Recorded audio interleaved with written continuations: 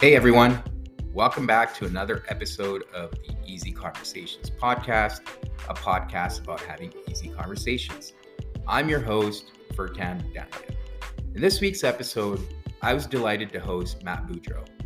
As a keynote speaker, consultant, and coach to organizations worldwide, Matt's clients have ranged from Wells Fargo, Honeywell, and Lockheed Martin to American Eagle, Cedars-Sinai, and the United States Air Force.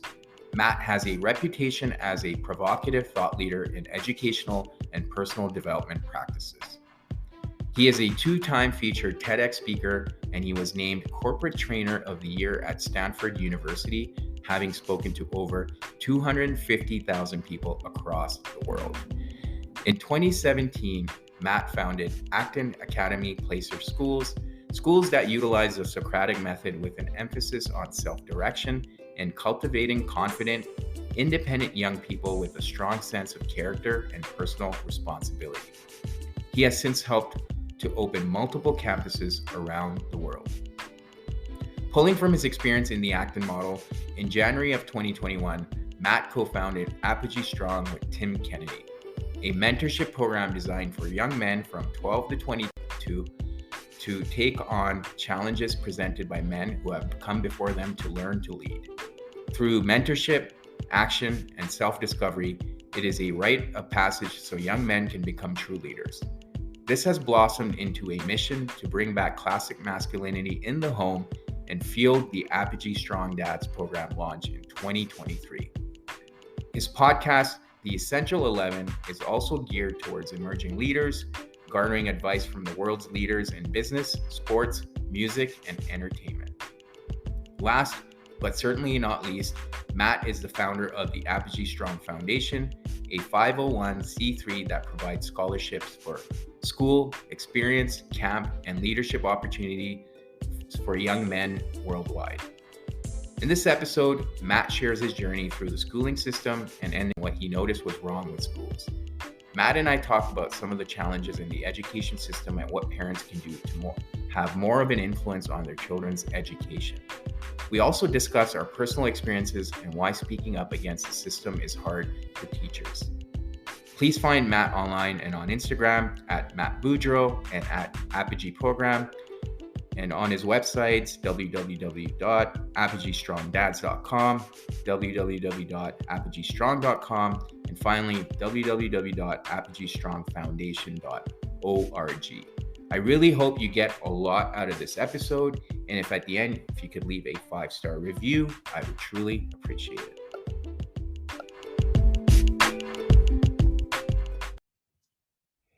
All right, Matt, welcome to the Easy Conversations podcast. Thank you for joining me this morning. I really appreciate you taking the time. I know you've got a busy schedule, but very honored to have you on here and have this conversation with you. And we've been able to connect in the past here a little bit. So I'm really inspired by the work you're doing and your mission. So I just wanted to take that opportunity to have that conversation with you today to understand a little bit more about what your inspiration is and what allowed you to start the Apogee programs and offer that to children as well as adults to help them mentor. So, but before we jump into that, I wanted to give you an opportunity to introduce yourself and let the listeners know who you are and what it is that you do.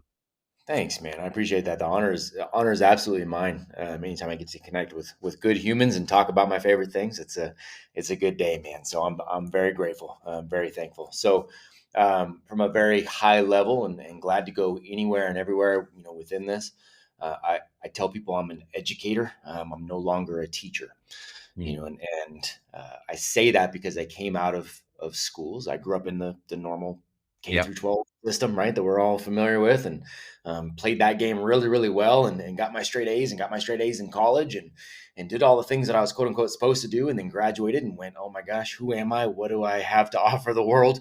Right? I know how to play school, but I don't know how to do anything else. And so, bounced around and had kind of the standard. Now I'm in my 20s trying to figure out my life sort of story. Eventually landed at Stanford University, where I got to see some of the why behind the game, right, from Mhm. the other side. So I was at Stanford for a little while. Naively wanted to try to fix the game of school, so I became a public school teacher, public school administrator, private school teacher, private school educator. Which is when I left to open schools of my own, Right. because I think that's really where I moved into that educator role because I no longer was following a script. Mhm. And again, I'm not knocking teachers. So many good human beings who are teachers and administrators. I love them. I support them. Right. Uh, Really, it was like, okay, I don't want to follow this script anymore. I want to help people unlock their potential to write their own script. So Mhm. I started a number of school campuses in California that were very, very different than the conveyor belt programs. I've since got to help launch hundreds of these around the world. And then my friend Tim Kennedy, who a lot of the listeners may know who Tim is, he and I decided to take it a step further. I opened a campus for him in Cedar Park, and we said, "Hey, we're hitting a population, and that's great, of young heroes, K through 12, young men, young women, but there's gaps. We think Mhm. there needs to be uh, bringing something to bring back the rite of passage of good men pouring into young men." So we developed this mentorship program for young men called Apogee Strong. And then we went, okay, there are also some great families who can't afford the schools we're building, but they also want to leave the conveyor belt system.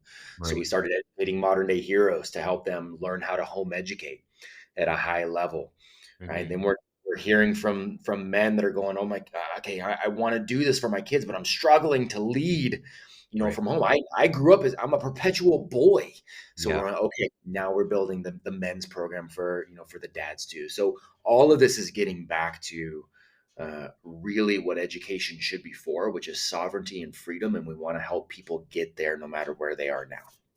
Right. Right. And thank you for sharing all that. And Sure. again, lots of amazing work you've been able to do. And I guess when you talk about changing the script, Mhm. what were you seeing in this script that was not sitting well, or Yeah.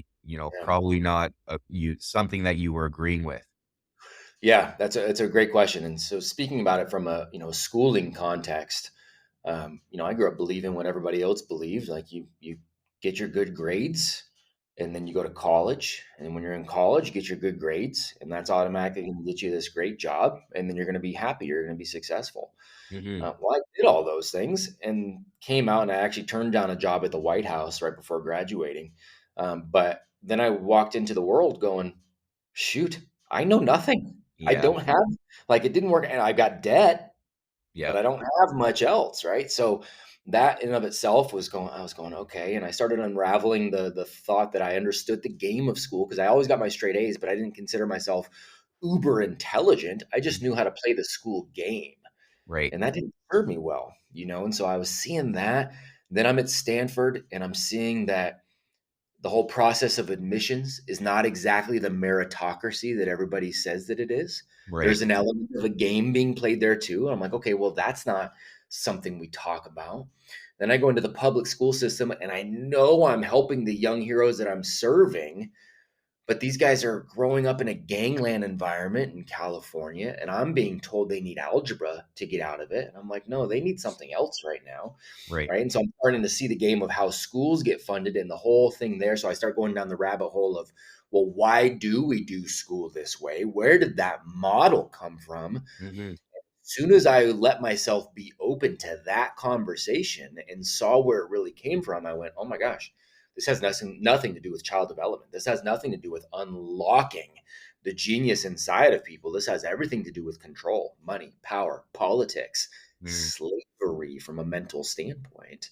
And that really started the ball turning because to me, my integrity is too important. I couldn't keep doing something that I thought was actually going against kids. And hey, by the way, now I have my own. I'm not Right. putting I'm not putting them in that system. I've got to figure out a solution. I'm not about complaining. If something is worth complaining about, it's worth finding a solution for. So I had to find a solution.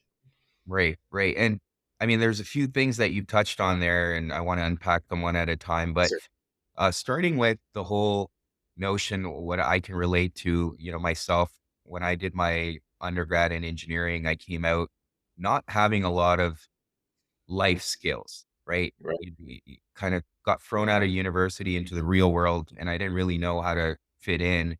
And I also didn't have the practical skills. I mean, I reiterate a lot of stuff from a textbook, but I didn't have the practical skills to go out and do well, which I had to learn kind of on the job. So I could see, what you're pointing at, that in the education system, you're not really being equipped to go out into the real world and function as a human, right? Um, Yeah.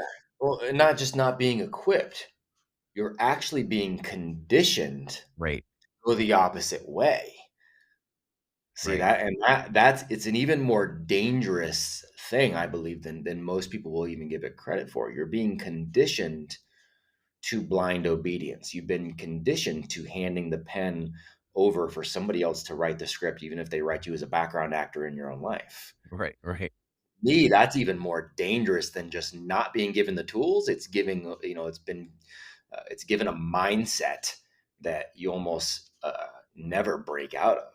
right, right. Yeah, and that kind of leads to the whole notion of you end up and in Canada, I mean, it's getting there, but the education system obviously not as um, expensive compared to the US. But, even for yourself to go to Stanford, I can only imagine what the student loans would have been like. But so you're coming out, as you said, you're conditioned, you're working for someone else, and then you've got this debt you have to pay off, right? So you're like, your mindset is, oh, I have to keep working. And then you become conditioned in this environment where you're not really thinking for yourself. Mhm. You're just thinking about all these obligations. And one of the things I've realized also is then society also programs you a certain way that, oh, you should get a mortgage or you should get this car. So you're constantly paying this debt off. And the only way to do it is keep working. Mhm. That's exactly right. That's the system, right? And you're not taught how to get out of that. You're not taught. Again, the question that I always pose to people, that you're not even as you go through and get a credential. I'm speaking from experience of being a Yep. credentialed teacher, right? You're not taught to ask, what should education be for? Right. And we end up confusing education with schooling. Schooling is a series of boxes that you check off, saying everybody does the same thing, same time, and it's all. Education is wildly personal. What I need for my day-to-day life right now is drastically different than what you. Are there some things that cross over? Of Right. course. We need to understand interpersonal relationships. We need to understand communication. You and I are both communicating with people. You and I are both moving things forward. But do you live on a farm? No. Okay, well, I do. So shoot, if a tree falls down on my electric fence, I need to be educated enough to go fix that problem, Right. right? You have things that you come across as an engineer that I have no clue how to do, nor do I necessarily need to know how to do it. Right. Education is wildly personal, and ultimately it should be geared towards exactly what you said. Let's get somebody the ability to be free, to be sovereign, to do the things they want to do with the people they want to do it with, without having to answer to other people, without harming other people in the process of that, right? And you're not taught that. You're taught how to go into this system of slavery. Yeah. Yeah. And I mean, the other thing you touched on there too is the aspect of interpersonal skills that people don't really rec recognize or learn, and then we just almost start functioning as robots, right? Like, I think communication is lacking. Like, I see it Mm, in the job, I see it out in society where people just, you know, they struggle to communicate through conflict, through emotions, mm. and then we just end up just closing ourselves off from each other. That's exactly right. It's the whoever is the loudest and most victimized wins, right? Those become the virtues that we value, and that's a dangerous spot to be. Civil discourse is something we've almost eradicated because of that. We have learned to put emotions on a pedestal. So since we do that, we get into this state of emotional frenzy quickly. We look for who is completely on my team, and who is the enemy, who is the other side, and we're going to go to combat now, and versus the reality of there's 8 billion people on this planet, and you probably won't find one that agrees with you on every single thing forever. Yeah. So what? Are you just isolated from everybody now? No, you talk through it. You work through it. You go, look, here's my evidence. Right. What's yours? Interesting. Cool. I'm willing to now change my mind because your evidence was better. Or I still feel like my evidence is stronger, but I understand your perspective now. We're going to go ahead and disagree on this. Let's find all the places we agree. We can move forward as friends, right? Right. Like that's the way it should be. Yeah. But we are taught that it is not, and Right. it's everybody's detriment. Yeah, and I mean, the other piece to that point too is finding, as you mentioned, some common ground, but at the same time, using that as an opportunity to learn from each other, right? Right. And not being stuck on our own views and opinions. Like even through this conversation, I'm learning something, and I hope you will Sure. too, right? And we can both Absolutely. walk away from it. Um, and even if we don't agree on everything, that's not the point. It's not the point. And that's what we've come to believe is the point is that somebody you're trying to win every conversation Yep, versus having a conversation. Those are absolutely. not the same. Those are not the same things. Right, right. The other thing you touched on was, or we kind of touched on briefly, was the whole cost of education, right? Mhm. And with some of the programs you've been a part of, has then that been a focus to not put a lot of burden on people to just go and get out and get an education? Because that financial burden is Mhm. significant, right? Which often prevents people from seeking an education, or as we talked about, it puts them in such a huge debt that they're just chasing, or running that in the wheel trying to pay that off. Yeah, it's a huge part because the reality is, again, if we get back to what is an education, what should education be for? We are fortunate enough now to live in a time where if you have access to the internet and you have a library card, well, guess what? You've got all information available to you. Right. So we're not at an information deficit. We're at a desire deficit. We're at a deficit of understanding what an education actually looks like. So as we, take a look at things like our home education program, you come in. There's a one-time cost that's less than most monthly tuitions at a private school, and you're done in perpetuity. You are being guided through. I am with that crew every day, every week. We have Q&A for 2 hours every day. I'm posting something there for them because these families are learning how to educate at a very high level, Mhm. um, for the cost of maybe a month of private school tuition forever. Right. you know because the information is there. Again, it's just the transition of the mindset is what needs to happen. Right. And as soon as that happens, the whole goal is that eventually, not because I don't want them, but eventually they don't need me because they realize they're in control of that. Now, I want the relationship to maintain, and I want to be able to pour into them as long as they find value in that. But I'm not going to pretend like, hey, you need me, pay me more and more money. That's not what an educator does, right? It's just like from a parent standpoint, Yep. you want to raise your young heroes in a way that eventually they don't need you to go thrive in the world. You're Right. not needed.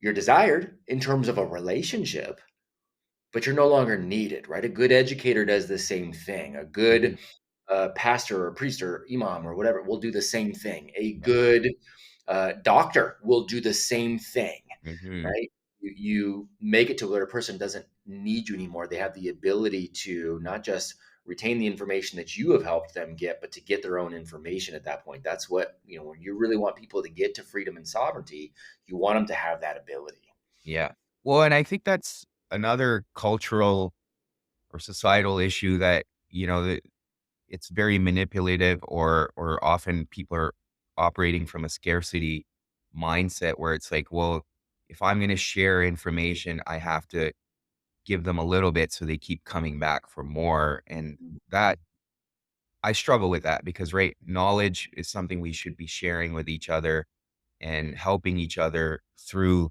as you mentioned, good imams, good priests, pastors, or doctors.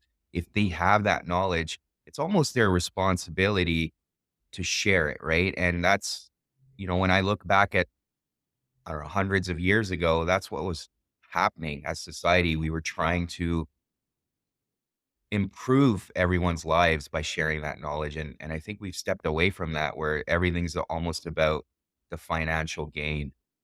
It absolutely is, and you're absolutely right, man. And I don't want to confuse that with I don't have an anti-capitalist view where you should Right. never get paid for your services, right? That's never the case, and I think there is value in going, hey, okay, this is my business models. I'm going to Yep. help you here, but I think the integrity Yeah. comes in when again you're not saying, and by the way, you need me forever, right? That's where it's like, nah, dude, no, that I can't get on board with that. I Yeah. can't get on board with that. If Absolutely. you're a good coach or a good human, you want people again to move towards that area of not needing you anymore. Right. Right. Yeah. Thank you for differentiating that too. And the other piece we touched on, or you touched on, was the merit aspect, right? And what you noticed in Stanford that it was missing. Hmm. So what about it was missing, and where was, like, you think about, in a school like Stanford, where was the shift happening there? What were they focusing on? And Yeah, and that's a great question, man. And there's an illusion. There's this illusion of the quote unquote elite schools, and there's illusion of you need college in order to be successful. Or there's all these things that we just kind of have in our minds a lot of times culturally as just staples of fact. When Mhm. really inviting people to explore that is there an elite set of schools, or is it just because you've been told that that brand is more elite? What makes them elite? Because they get more money, because they Well, have more publishing. What so right? So even when we're talking about the meritocracy part of it, right. what you're told is you get good grades, you do a lot of great extracurriculars, you get good SATs, and then you get into school. Yep. Well, what if I told you there's also an element of you could be have a 1.7 GPA and be out on probation, but if your dad's really famous and he's going to donate, guess what? You're the first one into Stanford. Right. Is Right. that fair? Is that meritocracy? Well, that's a little bit of a game. And then what if I told you the next level down is, um, taking a look at, well, what is our need? Again, this person's not necessarily a good human. They don't necessarily have good grades. They didn't even take the SATs, but they're a good point guard. We need them. Okay. Well, somebody else loses a spot. What if I go, hey, this year, guess what? By the way, we need less white women. Yeah. Um, we need more Asian men. We need more because that's part of the game. So Right. what point do we get to the meritocracy that we're sold versus the way things are actually playing? And oh, by the way, in order to keep up the myth of being this quote unquote elite university, doesn't matter how many applications we get, we can't take more than 5% of them because otherwise the US News and World Report will drop our ranking from the eliteness because we take in too many people, right? Right. So, it's just those elements alone are enough to let us go, okay, well, what are we being sold versus the reality? And again, I'm all for people making their own decisions. I don't care. Go to Stanford, don't go to Stanford. I don't care. Make your own decision, but at least know what you're actually deciding and why Right. you're deciding, right? That's the problem. It's that. It's people don't really know what they're actually choosing between. They're just going along with the status quo. They're just going along with this is the flow of everything. Only dead fish always go with the flow. Right. Uh, you're just so that's what I talk against. For sure. And I think that also becomes a perpetual issue because that school has that elite name to it. And if it's on someone's resume, they're automatically getting hired, right? Because a lot of companies or corporations are just seeking the school, right? Not necessarily the person. So And now you're carrying that into the corporations, and that whole model is being pushed further out into society. so the good and the bad on that is that has statistically been true for a while, but it's not necessarily even the truth anymore. So one of the things we didn't touch on, but it's relevant to this point of the conversation, is as I was building out these schools, I wasn't taking any money from this to feed my family. I actually organically and really without trying, it spurred.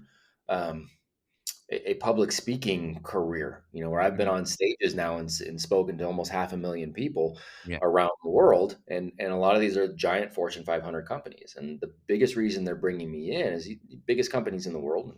Yeah. And they're going, hey, we're hiring all these people and we're hiring based on what you just said. And we're going, they come from the quote unquote elite schools. They're really smart. They suck. We want to get rid of all of them because they're really good at school, but nothing else. Right. Like, what do we do? Right. So there's a lot of companies that are changing their tune on this too. And we've proven it even with the schools that I built, right? That's no longer the deciding factor more often than not.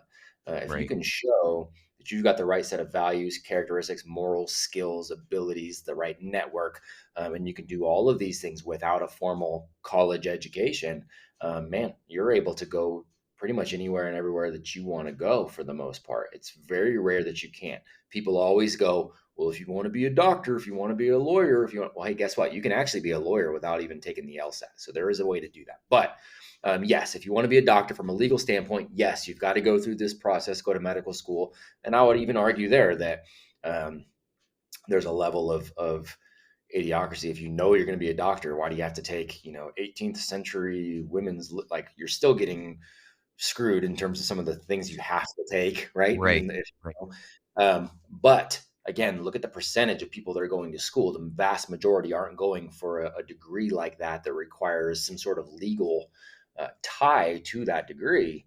So, can you get that education, the actual education, not the school degree, not the diploma, not the credits, but the actual education? Can you Mhm. get that and those skills another way, often for free? Show somebody else that you have it and get hired because of it? You can. Mhm. It's the desire that's lacking, not Right. the avenues to make it happen. For sure. For sure. Yeah. No, thank you for building on that. And the other piece also, what I've heard, and I don't know how accurate this is, so I just want to test it out with you as well, is a lot of the schools are hiring more administrative staff, which is preventing them from having enough educators, as we've talked about.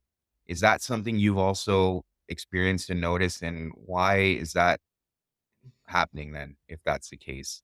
Yeah, and I'm assuming you're talking about like the K through 12 kind of Yeah. conveyor belt sort of schooling. Yeah, I mean that's the entire the entire system needs to be scrapped from the get-go. It is designed to people say, well, the entire thing is failing. No, it's doing exactly what it is designed to do. Right. It's not failing. It is failing us because it's designed to fail us. So yeah, I mean, a lot of schools will tack on more, administrators will spend more money because they're getting more money from the government. And so they've got to find a way to spend the money somehow. So let's add an extra administrator so that we can then, say we're going to do some sort of school improvement plan, or they're going to come in and be the real, the disciplinary or whatever. But it's the whole thing is an exercise in futility because we're not addressing the root of the actual issues. The schools we built, we could get the cost per learner. This Hmm. isn't necessarily the tuition, but the cost per learner, we can get it down to like 1,000, 1,500 bucks per learner per year. Well, a lot of our conveyor belt schools are spending 10 grand, Right. right?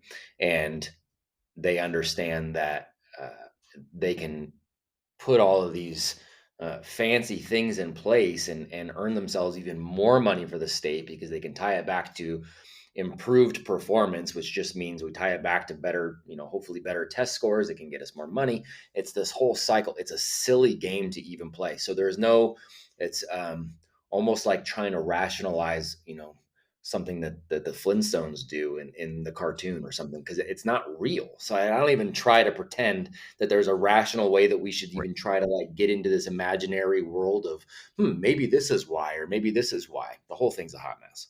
Right. Right. And then building on that, so, I've started noticing a lot of parents are pulling their kids out of the public school system and trying to homeschool them. Mhm. Um, so what are your thoughts on that? And I know you touched on it earlier too, like to be able to have more of an influence on your child's education and also being able to share your own values with so where I'm going with this is I'm also seeing like because your kids are being indoctrinated in the public school system, they're often missing out on some of the values you may have wanted to give them, right? And growing up, I felt like there was a bit, for me at least, there was more of an influence from my parents, but I feel like that's being taken away more and more, especially with now s- if both parents are working, right? In my case, my mom was stay at home, so she had a huge influence on Yeah. us. But yeah, that's kind of diminishing, at least from what I've been observing. Yeah, you're right, and I'm thankful that so many people are deciding to pull. And I know in the U.S. we just hit over the it's like over the 5 million mark. First time that's ever been the case since school has become this public entity, that we've had that many young people who are being home educated, right? And so I think it's a step in the right direction. One of the things that I see, and I want to touch on the values part that you talked about there, but one of the things that I see that I always encourage parents against is I always tell them don't homeschool, home educate, because homeschool a lot of times what they'll do is they grew up in the same Right. system, right? So they try to go home and they just simply recreate it. And the Yeah. way I always frame it to just get people to think and go, man, if you were born just because you're born into a cult, once you realize there is a cult that you are in and you go, man, I have got to get out of this, and you get your family out of there and you escape the cult, right? And you go find refuge somewhere else. You don't start rebuilding the cult right there in your own home. Right. You left it for a reason. But Hmm. what happens is parents leave the schooling system and then they start trying to recreate the schooling system at home. And so you lose some of the efficacy there too, right? So that's Yeah. why I say the program, a lot of it for what we do as far as what we developed is a mindset shift. But then you do also get to impart those values. And it's not just the idea that we should be able to impart our own values on our own children, which somehow now is like this radical idea, and you're like some sort of extremist or a terrorist that you want to impart your family values on your own children.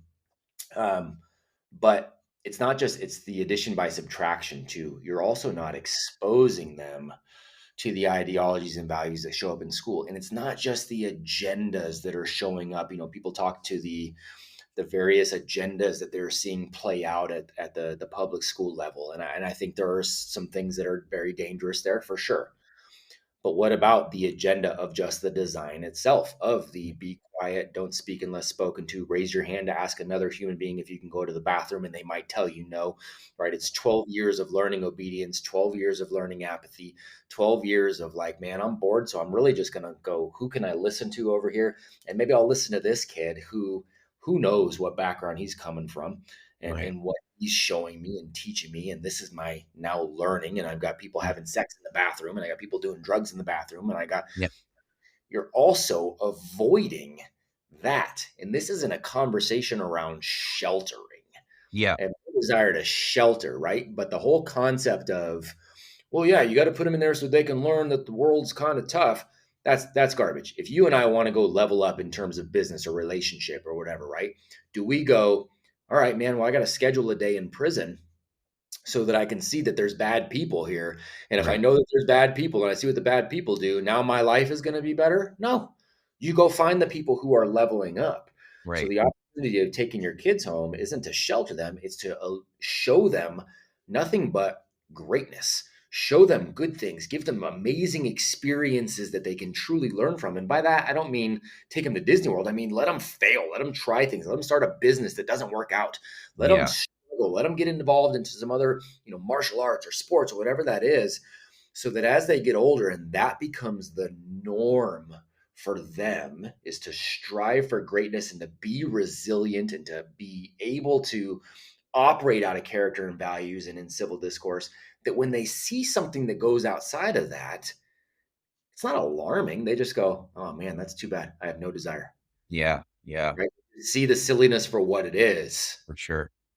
That's the difference. Yeah. Yeah. And the other piece I wanted to add there, and again, get your thoughts on, is a lot of the educators in the public school system have a very cookie cutter approach, and they're not often aware of different modalities that can be used, especially depending on the needs of the student. And I'm using a personal example here too, because what would be described in today's world, had ADHD, where I needed to be constantly challenged and stimulated. And in today's education system, I would have been put on medication because I Right. was constantly seeking new ways of challenging myself. And as an adult, I've been able to figure out that, well, I need to be taking on new things and always stimulating myself in Yeah. that sense where I'm trying to learn something new every 6 months, which keeps me focused. Mhm. But what I'm fearful of is today's kids are being put on medications, and that's Right. impacting them and their future, right? And that is another problem that I see. And often parents are at the mercy of the system. And I don't want to get into some other stuff, but if parents don't comply, then that's almost like considered child abuse, that you're not looking out for the welfare of your child. You must do what the teacher is saying or what the school is saying.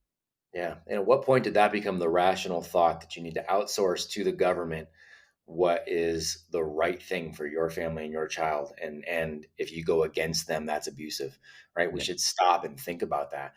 And what you said too is something about the teachers not understanding the various modalities and all that. Sometimes they're, to be honest, sometimes they do understand it and they just can't do anything about it. Mm, That's part of learning to perpetuate the system. And I talked to it right before you and I got on this podcast today. I had somebody reach out on social media who's a teacher, and I don't know this person. I get this daily, yeah. daily, multiple times a day, 7 days a week, 365 days a year. I have teachers and administrators who reach out and they go, I agree with you. I'm in the system. What do I do? Right?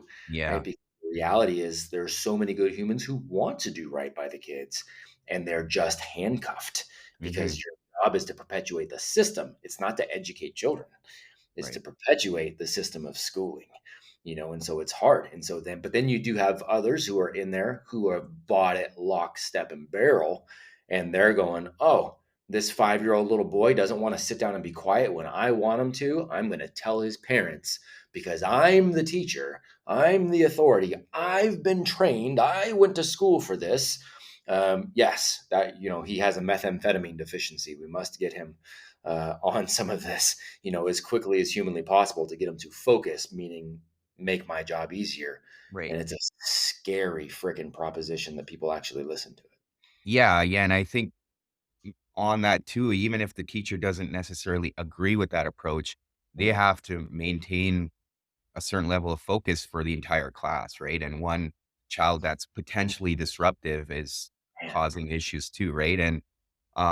And part of it too, I did another episode with a behavioral psychologist last week, and we talked about this whole groupthink bias and the challenges right now people are experiencing, even speaking up against the system, right? You could either get canceled, you could lose your job, and the right. the consequences of whistleblowing are so significant today that you're almost incentivized not to speak up, right? Right.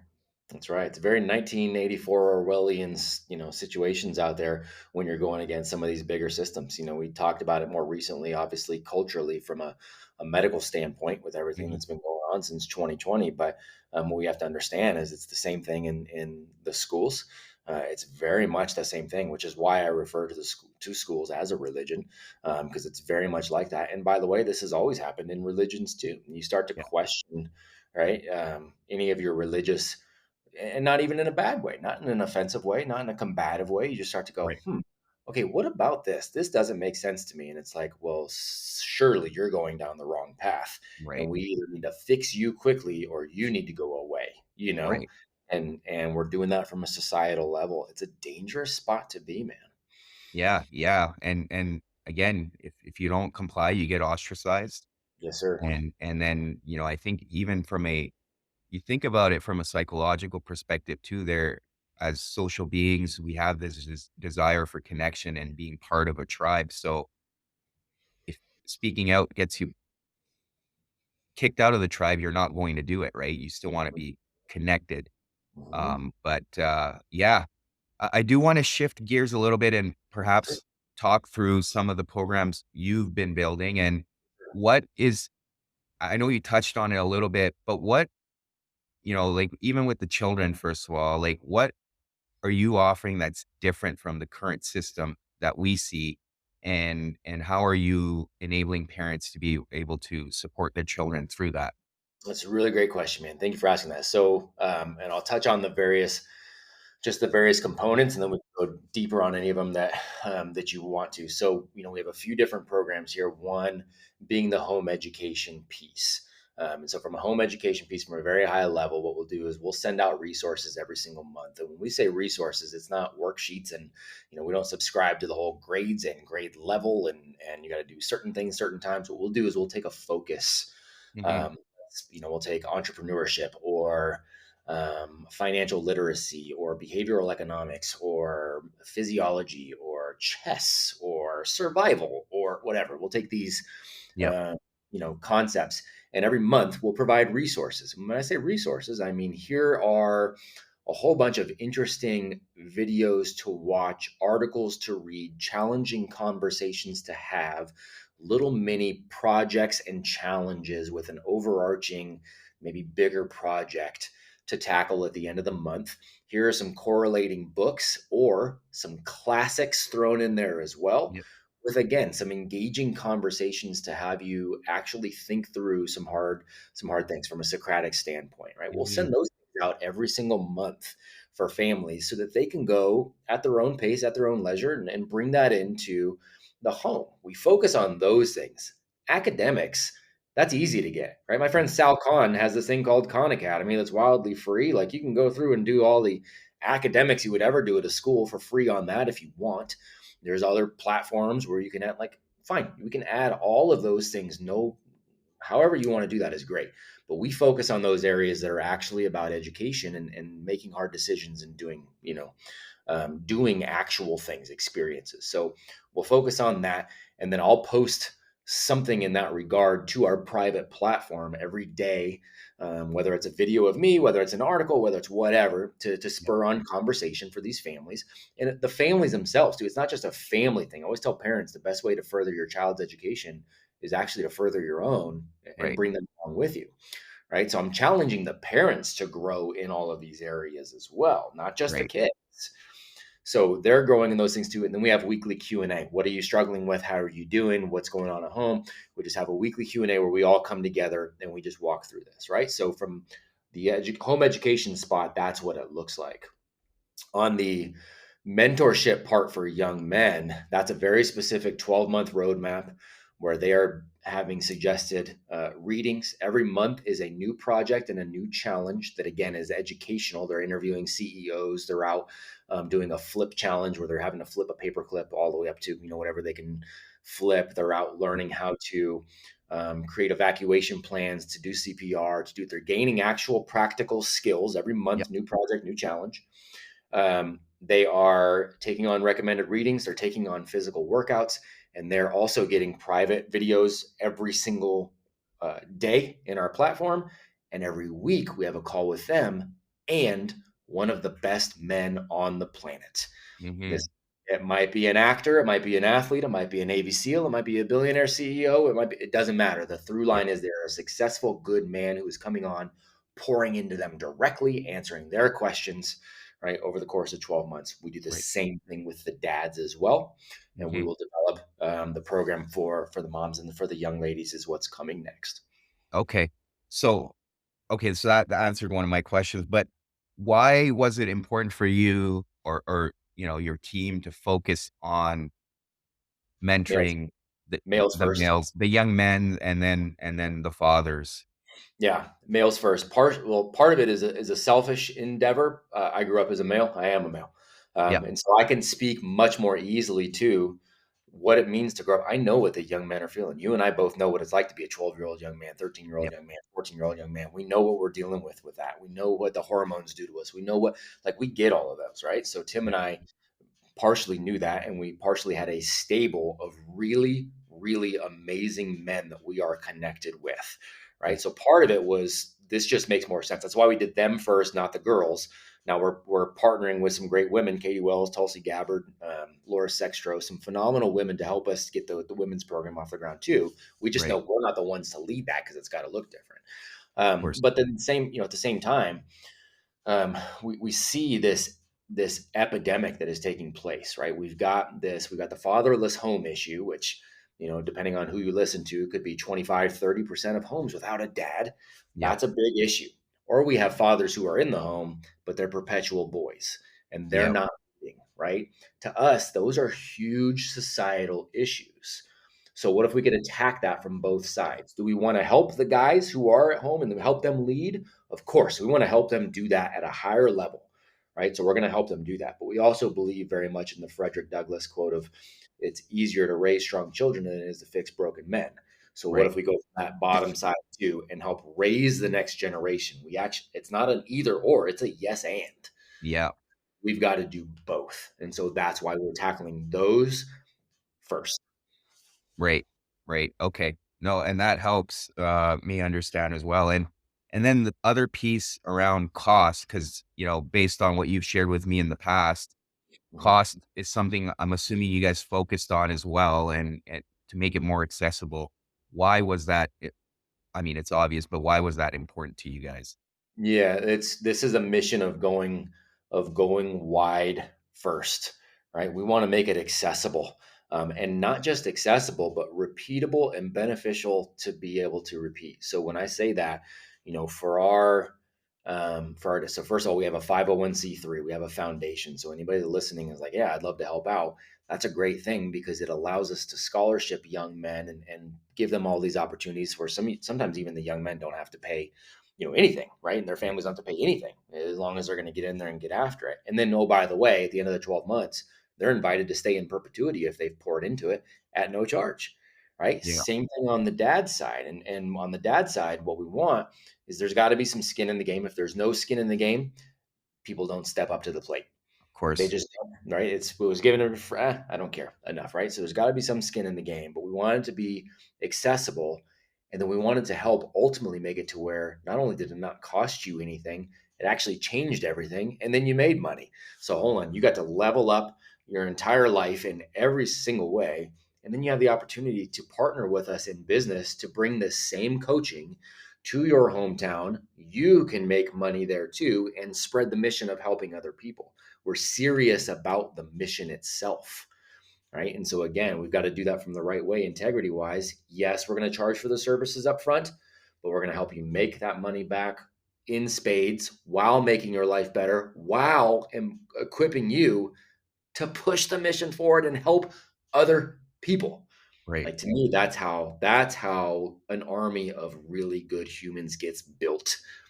Is I think it looks like that. And we're not going to have it perfect. And there's going to be some areas where we're going to go, ooh, okay, we should probably change this and change that. That's the nature of the beast. That's what education is. We're going to learn, we're Mhm. going to get better. But that's the mission we're on. Absolutely. And I think that's one of the things that often gets missed is the whole notion of paying it forward, right? And that's what I think that's amazing that you guys are also focusing on that. And you touched on the whole helping men become better fathers too, because that's a lot of the times, I look at myself too, but all around me, that's where the boys are missing their fathers being able to pass that wisdom down. And Sir. often it's being able to study great men where you can kind of impart that wisdom by learning from Exactly. history in itself, right? Exactly what it is, right? And so there's the military kind of adage of you don't rise to the occasion, you fall back to the level of your training. Right. Hmm. Well, that's true for us as dads too, right? If we're not being intentional about equipping ourselves and training ourselves and connecting with other good men and learning, like you said, from other great men who have come before us in all these different areas, so that we become better, we fall back to the level of our training, and that usually means we're just going to repeat kind of the way we were brought up. And that doesn't necessarily even mean it's a bad thing. You might have been brought up by a phenomenal father, and that's great. You got an advantage there. Fantastic. But you Yeah. should still objectively try to take a look and go, okay, cool, but where can I even do this better? Yeah. Like, why not? Perfection's not possible, but the pursuit of perfection is possible. So Absolutely. why not keep that as the standard and give it a shot? And so that's the way we're taking a look at this. And I get the question a lot from dads who will be like, okay, well, what's the best parenting book out there? And I think that's the wrong question. I think Yeah. the question is who are the men that I can study, whether that's through a book, through conversations, through network, whatever, um, that will make me a better human being in all the ways that I can be a better human being. Because as Hmm. that, you inherently become a better father Right. at Right. the same time. Yeah, and I think it goes beyond knowledge too, right? It's certain lifestyle choices you make that you can Sure. also role model for your children, right? Whether it's being disciplined, whether it's showing compassion and respect to other people. And those are the skills that children are absorbing and looking to their parents for, right? And Very that, much, yeah, yeah. very much so. You're always the primary educator in their lives. I always tell people they are going to do what you do before they do what you say. Hmm. So you better make sure what you're doing is who you want them to be. Right.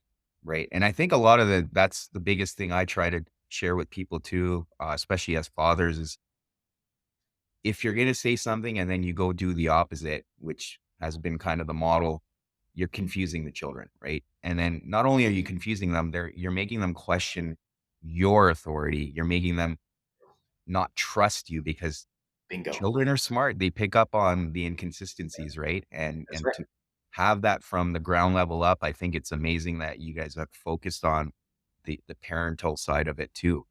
You're spot on, especially on the trust side. Even if they don't consciously understand, subconsciously there is a recognition of hypocrisy that takes place, right? And they'll understand it maybe later if they go back and view it.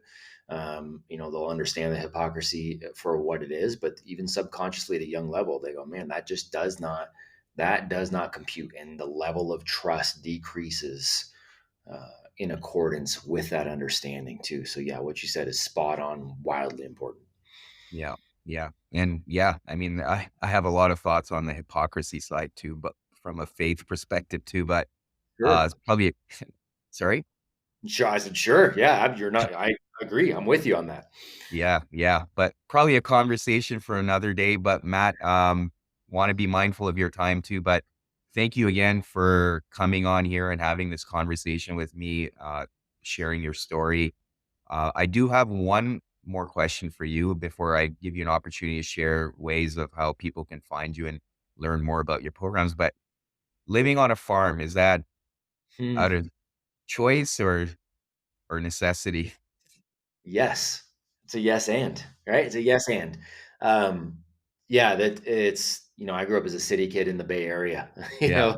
California, and my wife did too, and we slowly kind of saw ourselves gravitating. We went outside the Bay. We were in Sacramento, still in the city. And then we slowly got into kind of this smaller ranch town in California. And my wife is very much a farmer at heart. So this has always kind of been, her dream. But it's a little bit of both. We had the opportunity to get a fantastic, already functional working farm that we could take on. It was a bigger challenge for us as a family. It was something our young kids, being home educated, could dive into and really up their game and up their responsibility. So it was a great opportunity there. And then it also goes back to that whole concept of freedom and sovereignty. And whether the world goes crazy or whether the world doesn't, I don't think it's a bad thing to be as self-sustaining as you can. I think that's Right. an ultimately that's the education we're all looking for. And so that was really the intent Yeah. behind it. It was a yes and for us for sure. Yeah, yeah, and the reason why I ask is that when I moved out to Western Canada, I was fortunate enough to meet people from various backgrounds, but the ones I felt I connected with the most was the kids that grew up on farms, mainly because of their values and work ethic, and I always Sure. admired that, so that was kind Yes, of sir. the Best, reason. man. I mean, it's the best. Work ethic is not like there are responsibilities that just need to get the animals don't care if you're sick or if you don't feel like it or if they don't. Um, again, if a tree falls on the fence, well, that's great. It doesn't matter if you had other things planned. Today, you're chopping up a tree and you're fixing a fence. It's what you're doing. And Yeah, so there's a lot of really good life lessons there too. And so I'm extraordinarily grateful. And people have, oh, it must be nice to live on a farm. It is nice. It's very nice. I also was homeless, yeah, many years ago, and I also have had the experience of having zero money in the bank account. So it is nice, but partially it's nice because we worked really, really hard to get to the point where we have it, and we still work really hard to try to help other people have the opportunity to do that if that's what they choose as well. mhm, mhm.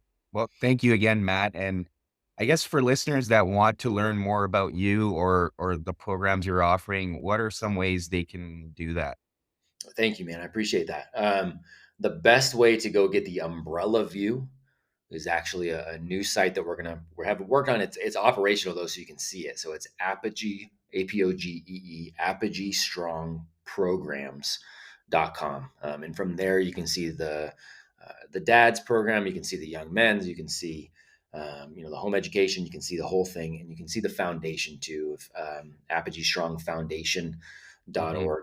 Is where somebody can go to see what we're doing on the foundation side to help young heroes as well. So all those are great. I'm probably most active on Instagram, just under my name. I'm glad to help any way I can. Yeah. And I think with the website, you can also go see the curriculum, right? And you've got it broken down based on monthly, weekly, Yeah, and go there. Yes, sir. Yeah, you can go in and go to it'll take you. You can go to just apogeestrong.com, and that's the curriculum broken down for the young men. yeah, Um, yeah, and it'll take you to the Apogee Strong Dad site if you'd want to go there too, and kind of see what we do. So, and just feel people can feel free to ask any questions they have. I'm glad, and even if it's not I'll never give a sales pitch. I'll just go, hey man, here's what we're doing. If it makes sense for you and you want to help on this mission, let's rock and roll. yeah. If it doesn't make sense or it doesn't make sense right now, all good, man. Keep leading where you are. Well, thanks, Matt. I really appreciate it. Pleasure's mine, sir. Thank you again for checking out this episode with Matt. As always, please subscribe to the podcast so you can get access to all the episodes. And please leave a review or a comment in the comment section. That's the best way to support this podcast. Until next week.